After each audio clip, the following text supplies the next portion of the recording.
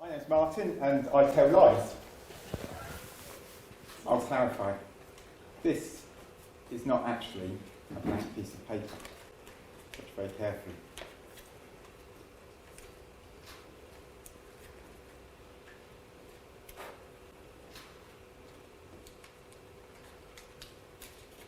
It's actually something far more valuable.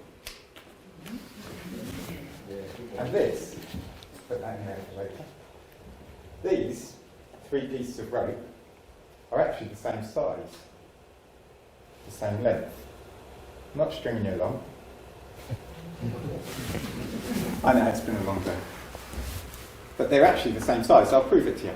You've got the first one there, you've got the second one here, and you've got the third one here. And what happens is if I give them a little tug, they all come out the same size.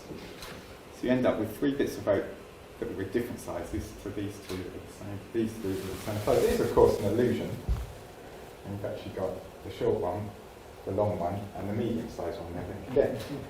Yeah. And the point is that magic is actually, with the audience's permission, the magician telling you lies.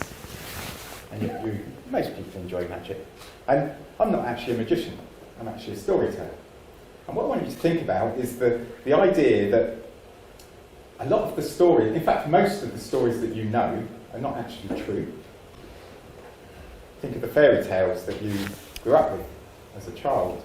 Think of the superheroes that you perhaps looked up to as you got a bit older, and all the great works of fiction that even Ash mentioned earlier on today, a quote from Rocky, a fictional character. But what's interesting is that in amongst that, those fictional things, those made-up things, truth is at the basis of them. And we've heard lots of stories today, great stories. I've got a question for you, and I've just sort of changed this last little bit really, just listen to these inspiring stories today. Would you trust the people that the 4 people that have told you stories today? Would you trust them to do work for you? Is there anyone that wouldn't trust those people on the basis of what you've heard today to do work for you on hearing their stories? Anyone not trust anyone? That's good, I'm sure you wouldn't have me sitting there. Now, I'm not suggesting that in your marketing that you should tell lies, or even in your telling of your stories in your business you should tell lies. What's interesting is I don't think particularly those people would have told all those details of those stories, the failures and the things they got wrong in their marketing necessarily. And yet that's the bit, if we're really honest, that's made us believe in the stories. Now, I'm a little bit older than James. It was O-levels. I got 4 O-levels. I'm slightly dyslexic. My spelling is atrocious. My grammar's okay. Actually, she's dead now. But no, my grammar's okay. my grammar's okay. But here's the thing: so I'm not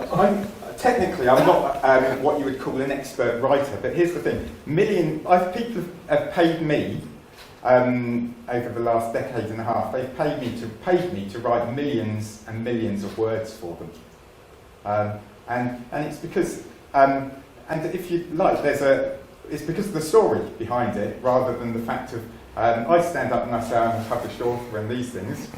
Well, I've written books for other people, which is what I actually do, and people believe that. It's true, but they don't actually have to see the work. And what I'm not suggesting at all on any level that you should tell lies in your marketing or your stories, but what I want you to think about is that the authenticity is the most important thing.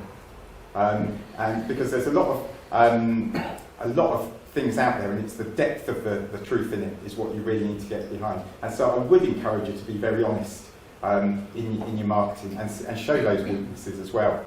Not so much in your marketing, but in your stories. When you're telling your business stories, be honest with it. Don't be frightened to tell the full story, because people will really believe that. And I'm going to leave you with one last little thing, because this is what I would encourage. Oh, by the way, it takes about 3 months to write a book, if you fancy doing it.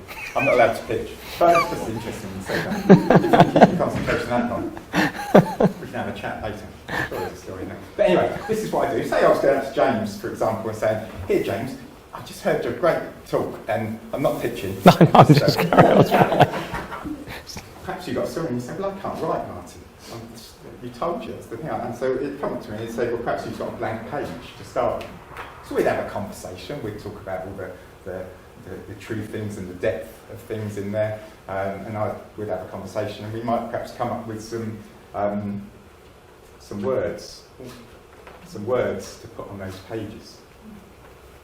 And then what would happen is I would go away and add a little bit of magic, storytelling magic, and I would add that to the words as well.